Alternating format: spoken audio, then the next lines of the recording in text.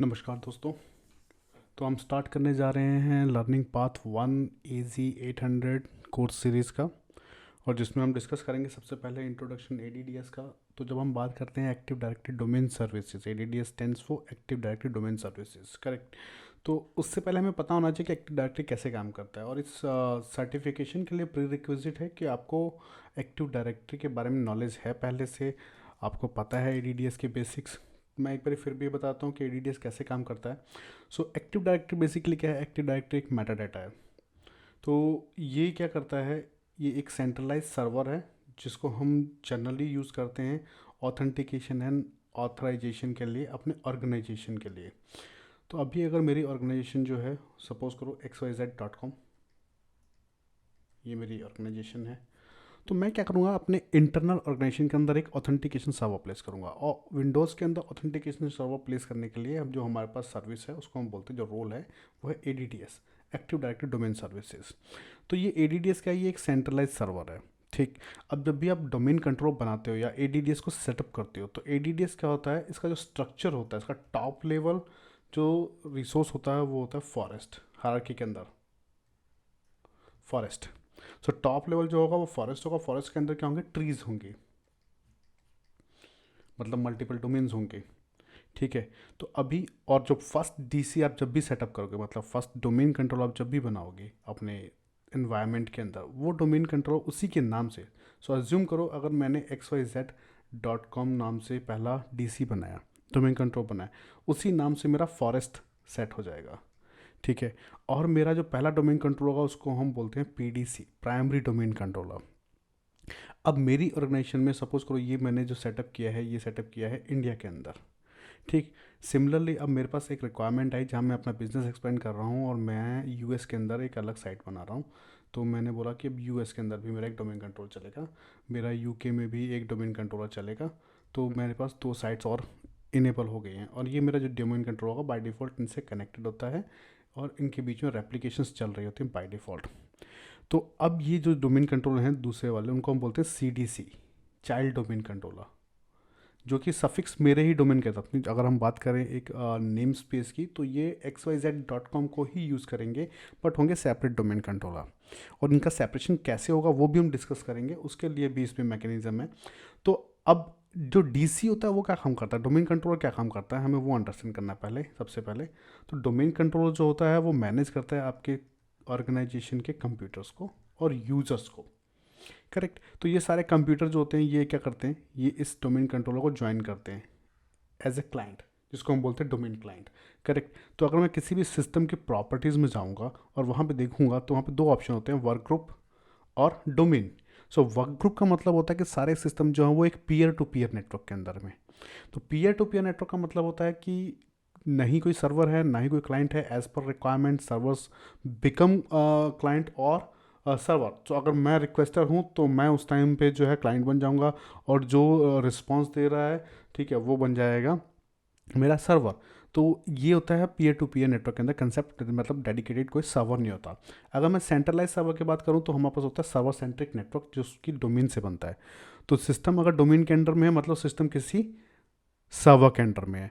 तो बेनिफिट क्या होगा वो भी डिस्कस करेंगे हम लोग। उसके बाद अज्यूम करो कि मेरे पास यूज़र्स हैं, एम्प्लॉयज़ हैं मेरे ऑर्गेनाइजेशन के अंदर, 100+ एम्प्लॉयज़ हैं, जिनका मुझे लॉगिन मैनेज करना है, जिनकी प्रोफाइल मैनेज करनी है। मुझे ये देखना है कि as per department they are accessing my resources under my organization. कुछ यूज़र्स जो होंगे वो प्रोडक्शन से होंगे, कुछ जो होंगे वो आपके लॉजिस्टिक्स से होंगे, सेल्स से होंगे, आपके HR से होंगे। अब मैं उनको कैसे इंश्योर करूँ कि जब भी वो आपका सिस्टम पर लॉगिन कर रहे हैं तो उनको उनकी प्रोफाइल मिल रही है, उनको वही रिसोर्स वो एक्सेस कर सकते हैं जिसके लिए वो ऑथराइज है। तो ये सारा काम मेरा डोमेन कंट्रोलर करेगा, और इसके ऊपर मैं लगाता हूँ पॉलिसीज़। सो पॉलिसीज़ लगाता हूँ, पॉलिसीज़ के अकॉर्डिंग ही यूज़र जो है वो एक्सेस कर पाएगा। उन पॉलिसीज़ को मैं इंप्लीमेंट कर सकता हूँ कंप्यूटर के ऊपर और यूज़र के ऊपर। कंप्यूटर के लिए पॉलिसीज़ अलग होती है, यूज़र के लिए अलग होती है। जैसे मैं बोलता हूँ कि मेरे कंप्यूटर का कोई डेस्कटॉप का वॉलपेपर ना चेंज कर पाए, कमांड प्रॉम्प्ट ओपन ना कर पाए, रजिस्ट्री एडिट ना कर पाए, टाइम ना चेंज कर पाए, टाइम जोन ना चेंज कर पाए। तो इस तरह की छोटी छोटी, ये तो मैंने कुछ कुछ एग्जांपल दिए, बहुत सारे एग्जांपल्स हैं। या मैं चाहता हूँ कि सभी सिस्टम्स के ऊपर एक शेयर ड्राइव जो है वो कनेक्ट हो जाए जब भी मेरा यूज़र लॉगिन हो। तो इस तरह की पॉलिसीज़ मैं लगा सकता हूँ जो कि हम डिफरेंशिएट करते हैं दो कैटेगरीज के अंदर, या तो यूज़र पर लगेगी या कंप्यूटर पर लगेगी, तो वो डिपेंड करेगा आपके ऊपर, आपके ऑर्गेनाइजेशन की नीड के ऊपर। तो डोमेन कंट्रोलर एक ऑर्गेनाइजेशन के अंदर वो मैनेज करता है रिसोर्सेज को, क्लाइंट्स को, ठीक है। अगर अब हम बात करें कि क्या स्ट्रक्चर होगा इसका, कैसे इसको डिज़ाइन किया गया है, तो ये दो पोर्शंस में डिवाइडेड है। जो एक्टिव डायरेक्टरी जो है उसका अगर हम कैटेगरी देखें तो उसको दो पोर्शंस में कैटेगराइज किया हुआ है। पहला तो जो होता है वो होता है लॉजिकल कंपोनेंट, दूसरा होता है फिजिकल कंपोनेंट। सो इसमें आप देखोगे पहला ऑप्शन है पार्टीशन। सो पार्टीशंस क्या होता है, पार्टीशंस बेसिकली नेमिंग कॉन्टेक्स्ट होता है जो कि एक्टिव डायरेक्टरी डेटाबेस के अंदर जाकर के स्टोर होता है। 4 टाइप्स के पार्टीशंस होते हैं, 3 तो नॉर्मल होते हैं और चौथा जो होता है वो ऑप्शनल होता है। तो अगर मैं पार्टीशंस की बात करूँगा तो हमारे पास होता है domain partition, schema partition, configuration partition, और उसके बाद चौथा होता है एप्लीकेशन पार्टीशन। एप्लीकेशन पार्टीशन जो होता है वो ऑप्शनल होता है। ऑप्शनली हम जब हमें डीएनएस बेस कुछ एक्सटर्नल रिक्वायरमेंट होती है, कस्टम रिक्वायरमेंट होती है, तब हम उसको कॉन्फ़िगर करते हैं। फिर आता है स्कीमा। स्कीमा क्या होता है, स्कीमा बेसिकली हमारे ऑब्जेक्ट्स और उनके एट्रीब्यूट्स को डिफाइन करता है। जैसे यूज़र हो गया, ग्रुप हो गया, कंप्यूटर हो गया, तो ऑब्जेक्ट्स और उनके एट्रीब्यूट्स जैसे उनके डिपार्टमेंट्स हो गए। जैसे अगर मैं यूज़र की बात करूँ, यूज़र अकाउंट की बात करूँ, तो एक यूज़र होगा, उसका यूज़र नेम होगा, उसका यूपीएन बनेगा, उसका पासवर्ड होगा। उसके बाद मैं डिफाइन करता हूँ कि किस डिपार्टमेंट से है वो यूज़र, उसका जॉब रोल क्या है, उसका एड्रेस क्या है, तो वो सारे क्या हैं वो उसके एट्रीब्यूट्स हो जाएंगे। इसी तरह से नेक्स्ट ऑप्शन जो हमारे पास आता है वो आता है डोमेन्स। तो डोमेन्स क्या होता है, डोमेन रिप्रेजेंट करता है एक लॉजिकल आपका एडमिनिस्ट्रेटिव कंटेनर, ठीक है, जैसे हर साइट के लिए होगा। सो वो यूजर्स एंड कंप्यूटर को आपका डिफाइन करेगा और वो मैप करता है अपने स्पेसिफिक पार्टीशंस को, जिसको कि आप within the organization parent and child relationship के अंदर मैनेज कर रहे होते हैं बाकी डोमेन से। जो मैं बात कर रहा था फॉरेस्ट और उसके अंदर ट्री की, तो फॉरेस्ट होगा मेन आपका पूरा एनवायरमेंट, ठीक, xyz.com, ये मेरा फॉरेस्ट है। अब xyz.com के अंदर मेरे पास एक सर्वर इंडिया में है, एक सर्वर मेरे पास यूएस में है, एक सर्वर मेरे पास यूके में है। तो ये सब क्या है, ये मेरे चाइल्ड हैं, ठीक। और ये क्या बना रहे हैं, ट्री बना रहे हैं। इन चाइल्ड के भी चाइल्ड हो सकते हैं, हो सकता है कि यूएस के अंदर अब मेरे पास 3 डिपार्टमेंट्स, 3 लोकेशंस हैं, सेपरेट लोकेशंस हैं, जहाँ पे मेरे पास सप्लाई एंड डिमांड ज़्यादा है, तो मुझे सर्वर लगाना पड़ रहा है, डोमेन कंट्रोल लगाना पड़ रहा है, बट वो है मेरे ऑर्गेनाइजेशन का ही पार्ट। तो वो भी क्या हो जाएंगे, चाइल्ड डोमेन कंट्रोल बन जाएंगे। तो एक ट्री स्ट्रक्चर जनरेट हो जाता है। तो उसको इसीलिए हम इसको बोलते हैं कि ये एक फॉरेस्ट एंड ट्री स्ट्रक्चर में डिफाइन होता है इसका आर्किटेक्चर।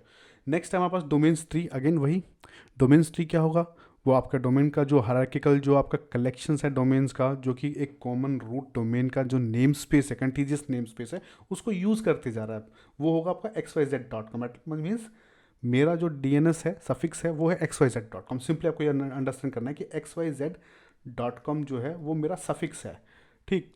अब यही सफिक्स अगर मेरे बाकी डोमेन्स यूज़ कर रहे हैं जो मैं बनाते जा रहा हूँ अंडर मेरे फॉरेस्ट के, तो अगर मैं यूएस की बात करूँ तो us.xyz.com, ये मेरा एक सफिक्स हो जाएगा, डीएनएस नेम हो जाएगा।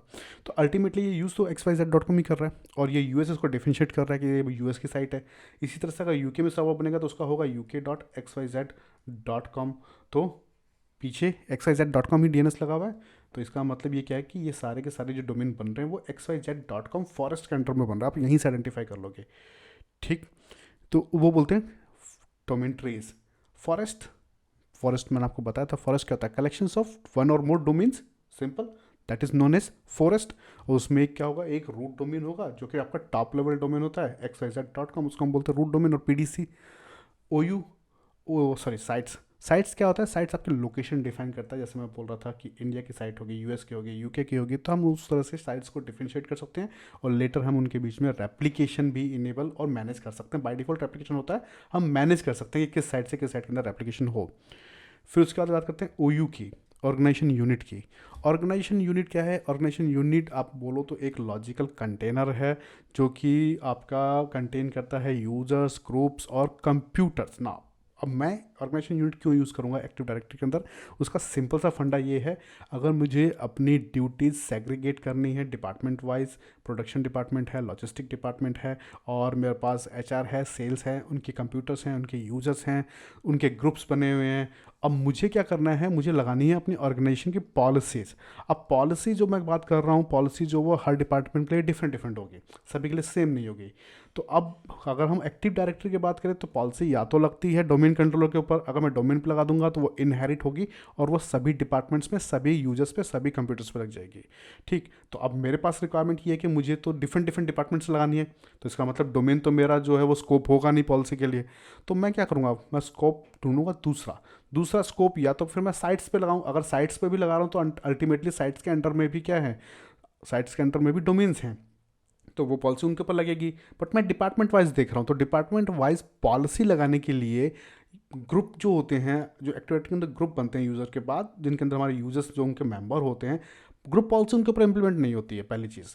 तो मैं बनाता हूँ एक कंटेनर जिसको हम बोलते हैं ऑर्गेनाइजेशन यूनिट। उस कंटेनर के अंदर मैं अपने यूजर्स, ग्रुप्स और कंप्यूटर्स को मूव करवा देता हूँ।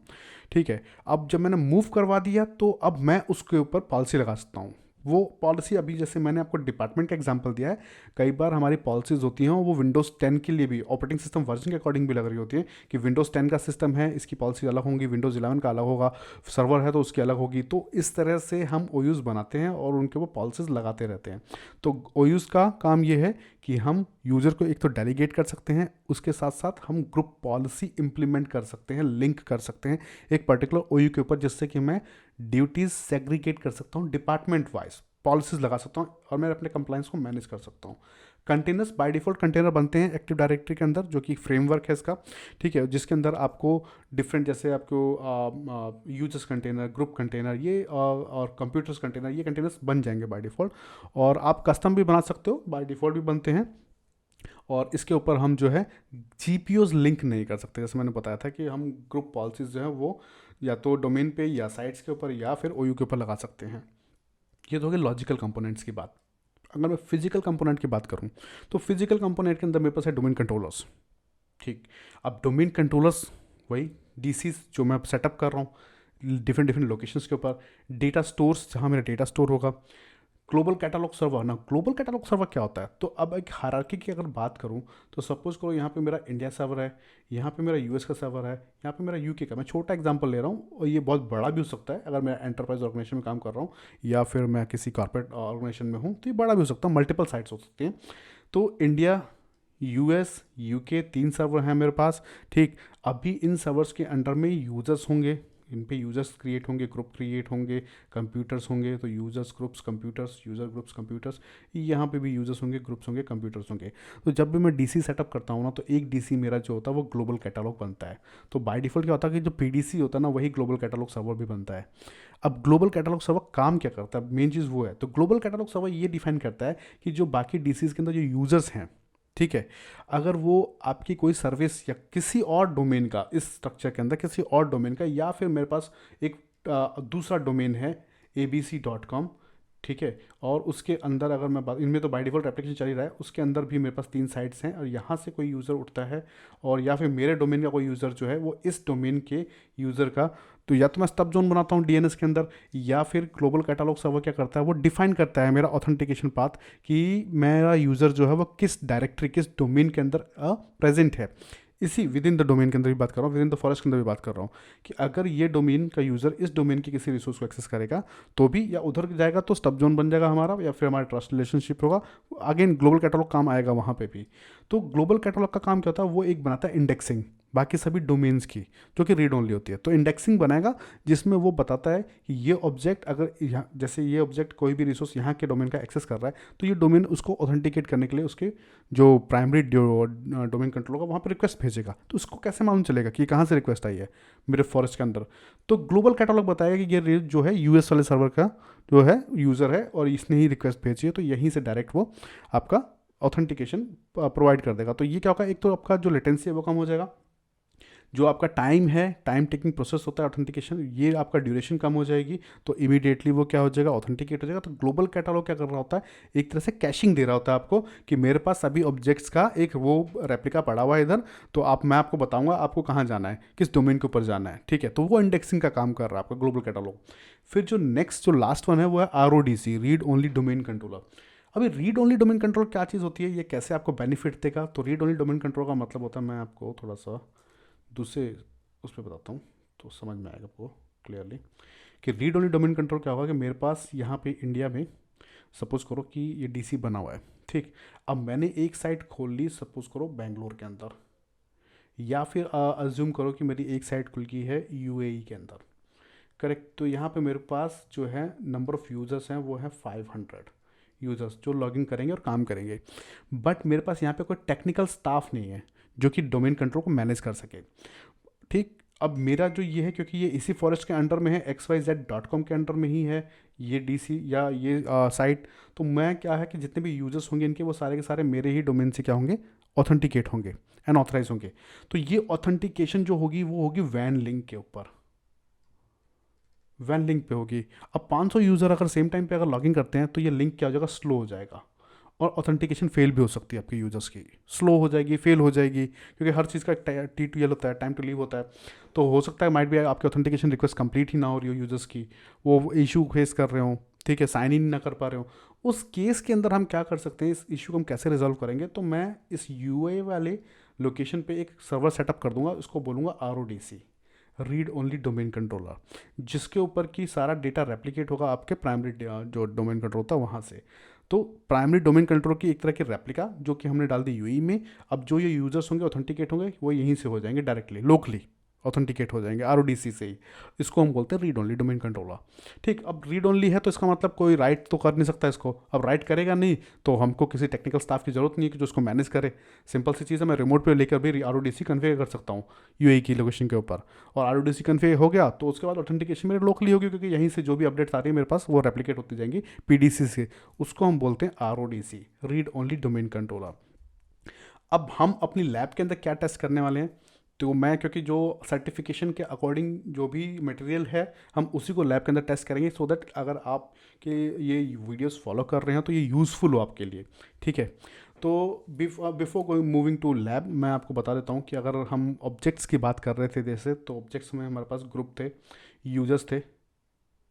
यूजर्स, ग्रुप एंड कंप्यूटर्स, ठीक है। तो यूजर्स तो सिंपल एक एंटिटी है, ठीक है, जिसमें आप यूज़र नेम पासवर्ड उसको असाइन करोगे। अगर मैं ग्रुप की बात करता हूँ तो एक सेकेंड, मैं इसको थोड़ा सा और एक्सपेंड करता हूँ तो आपको इजीली मैं समझा देता हूँ कि ग्रुप में क्या होगा। ग्रुप क्या होता है बेसिकली, कि अगर मुझे कुछ लोगों को या कुछ यूजर्स को सेम परमिशन असाइन करनी है, सेम पॉलिसी असाइन करनी है, सेम परमिशन, पॉलिसी नहीं, पॉलिसी तो हम लगाएंगे OU से, सेम परमिशन देनी है कुछ ग्रुप ऑफ यूजर्स को, लाइक जैसे कि प्रोडक्शन के हो गए, या फिर सेल्स के हो गए, HR के हो गए, ठीक है, या प्रोजेक्ट 1 के यूज़र हो गए जिनको मुझे कि सेम ही परमिशन देनी है। तो अब मैं क्या करूँगा, उन यूज़र्स को एक ग्रुप में डाल दूंगा, कॉमन ग्रुप के अंदर। अब जब वो कॉमन ग्रुप के मेंबर होंगे तो मैं परमिशन लगाऊंगा ग्रुप के ऊपर, और जैसे ग्रुप के ऊपर परमिशन दी मैंने, तो वो क्या होगा, वो परमिशन इनहेरिट हो जाएगी बाकी सभी यूजर्स के ऊपर। तो अगर ग्रुप का हम कंसेप्ट बोल रहे हैं तो इसका मतलब ग्रुप के टाइप्स भी होंगे एज्योर के अंदर, तो सॉरी आपके विंडोज सर्वर के अंदर। तो ग्रुप्स टाइप की जब मैं बात करता हूँ, मैं यहीं पे आपको डिफाइन कर दिखाता हूँ। सो जो ग्रुप टाइप्स होते हैं आपके, सॉरी, ग्रुप टाइप्स, तो ग्रुप टाइप्स जो होते हैं हमारे दो टाइप के होते हैं। एक तो होता है हमारा सिक्योरिटी ग्रुप, ठीक है, उसके बाद आता है हमारा सिक्योरिटी ग्रुप, तो पहला हो गया। दूसरा आता है हमारा distribution group. Distribution group, security group जो बेसिकली यूज़ में आता है ना, दो टाइप के ग्रुप हैं, security group, distribution group. Security group जो हमारा है वो बेसिकली है आपके विंडोज सर्वर के लिए, ठीक है, विंडोज सर्वर में जो भी हम ग्रुप बना रहे हैं उसको सिक्योरिटी ग्रुप बोलते हैं। डिस्ट्रीब्यूशन ग्रुप जो हमारा बनता है वो होता है मेल सर्वर के लिए, कि अभी अगर मेरे ऑर्गेनाइजेशन के अंदर एक एक्सचेंज सर्वर है, या मैं ऑफिस 365 की भी बात करूँगा तो भी वहाँ पे आपका डिस्ट्रीब्यूशन ग्रुप ही बन रहा होगा, मेलिंग के पर्पज से जो यूज़ में आता है। तो ये जो डिस्ट्रीब्यूशन ग्रुप है वो मेलिंग के लिए यूज़ में आएगा, सिक्योरिटी ग्रुप आएगा हमारे ऑर्गेनाइजेशन के अंदर यूज़, एक्टिव डायरेक्टरी के अंदर यूज़ में आएगा। अब ग्रुप टाइप्स के बाद होते हैं ग्रुप के स्कोप्स, जिससे कि हम डिफाइन करते हैं कि उनकी मेंबरशिप क्या होगी, कौन कौन उनको ज्वाइन कर सकता है, किस डोमेन के यूजर्स जो होंगे वो उसके पार्ट होंगे, तो उसको हम बोलते हैं ग्रुप स्कोप।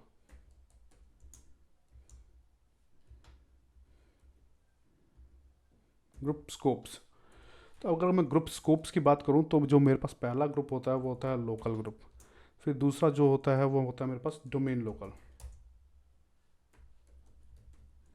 लोकल, फिर तीसरा ग्रुप जो होता है वो होता है मेरे पास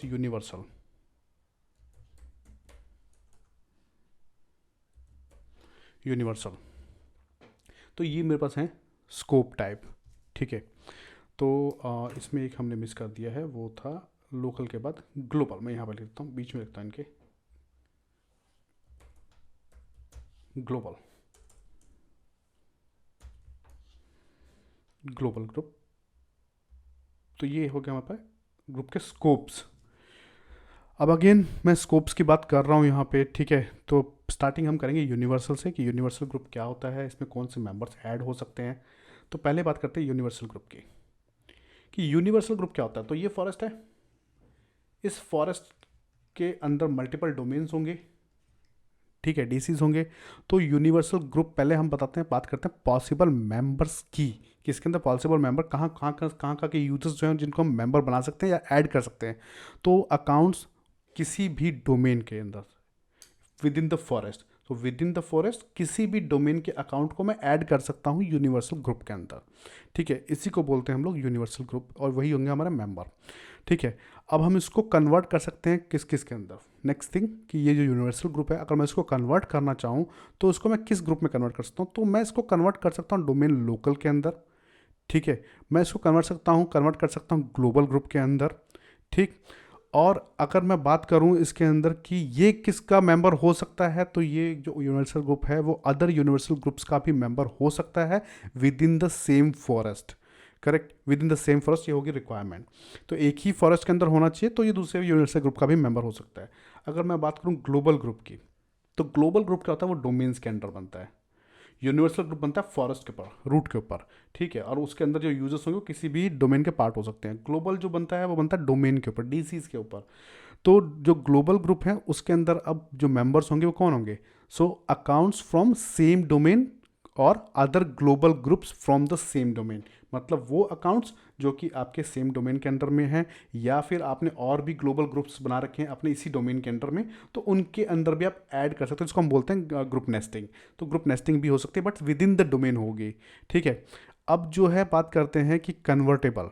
तो यस, ये कन्वर्टेबल है, इसको मैं यूनिवर्सल ग्रुप के अंदर कन्वर्ट कर सकता हूँ, ग्लोबल ग्रुप को। नेक्स्ट हम बात करते हैं कि जो डोमेन लोकल होता है, वन सेकेंड, डोमेन लोकल। सो जो डोमेन लोकल ग्रुप होता है उसके अंदर कौन से अकाउंट्स होंगे जो कि इसके मेंबर्स होंगे। तो अकाउंट्स फ्रॉम एनी डोमेन और any trusted global domain, global group from any domain और एनी ट्रस्टेड डोमेन। सो किसी भी डोमेन के अंदर आपका जो यूज़र हो वो इसका पार्ट हो सकता है। अब फॉरेस्ट की बात नहीं करें, डोमेन की, तो किसी भी डोमेन के अंदर आपका यूज़र हो वो ट्रस्टेड डोमेन होना चाहिए, जिसके बाद ट्रस्ट करो, ट्रस्ट रिलेशनशिप बनी हुई है आपकी। तो उसको हम ऐड कर सकते हैं डोमेन लोकल के अंदर। और लोकल जो ग्रुप होता है वो हमारा सिस्टम, जो सिंपली जो हम ऑपरेटिंग सिस्टम का जो लोकल ग्रुप होता है उसको हम बोलते हैं लोकल ग्रुप। तो ये हमारे ग्रुप स्कोप्स हैं बेसिकली। अब मैं आपको बताने वाला हूँ कि हम लैब क्या करेंगे, कैसे परफॉर्म करने वाले हैं, कैसे आपके जो लैब एक्सरसाइज के लिए जो आपका सेटअप होगा। तो मैं वो यहाँ बता रहा हूँ, फिर नेक्स्ट वीडियो के अंदर मैं लैब सेटअप करवाऊँगा, और उसके बाद अगली वीडियो के अंदर फिर हम प्रैक्टिकली उसको जो है कन्फिगर करेंगे, ठीक है। तो लैब सेटअप के लिए मैं क्या यूज़ करने वाला हूँ मैं आपको बता देता हूँ। मैं 3 जो है वर्चुअल मशीन्स यूज़ करूँगा, 1 2 3, ठीक है। तो मैं थोड़ा सा उसको डिज़ाइन कर देता हूँ, क्योंकि मेरी जो ड्राइंग है वो बहुत ज़्यादा बेकार है। तो 3 सर्वर्स लेंगे हम। पहला सर्वर जो होगा उसको मैं डोमेन कंट्रोलर सेटअप करूंगा। अब मेन पार्ट क्या है, जो ये पूरी लैब है, आपको बेनिफिट कहाँ मिलने वाला है इस वीडियो के अंदर और इस सीरीज़ के अंदर। तो बेनिफिट आपको मिलेगा लैब्स के अंदर, क्यों, क्योंकि जो लैब्स हम परफॉर्म करने वाले हैं उसमें आपको 2 तरह के आपको प्रैक्टिकल एक्सपोजर मिलेगा। आप इसके साथ साथ जो विंडोज़ सर्वर का जो नया वर्जन लॉन्च हुआ है 2022, उसका भी एक्सपोजर निकालोगे, लोगे आप, ठीक है। तो क्योंकि मैं अपनी लैब के अंदर यूज़ करने वाला हूँ विंडोज़ 2022, ठीक है। और अगर आपको इसकी आईएसओ चाहिए, क्योंकि मैं इसका आईएसओ यूज़ करने वाला हूँ, इसके आईएसओ अगर आप लोगों को चाहिए तो आप लोग कमेंट के अंदर मेंशन कर देना, मैं उसको अपलोड करके और गूगल ड्राइव में और आपको शेयर कर दूंगा उसका आईएसओ। तो डीसी डोमेन कंट्रोल हम सेटअप करेंगे। सर्वर जो ऑपरेटिंग सिस्टम होगा वो होगा विंडोज़ 2022। फिर मैं एक सर्वर बनाऊंगा एडीएम, जिसको मैं यूज़ करूंगा एडमिनिस्ट्रेटिव पर्पस से, जहाँ पे मैं सारे सर्वर्स को कनेक्ट करूंगा और उसके बाद वहीं से मैनेज करूंगा।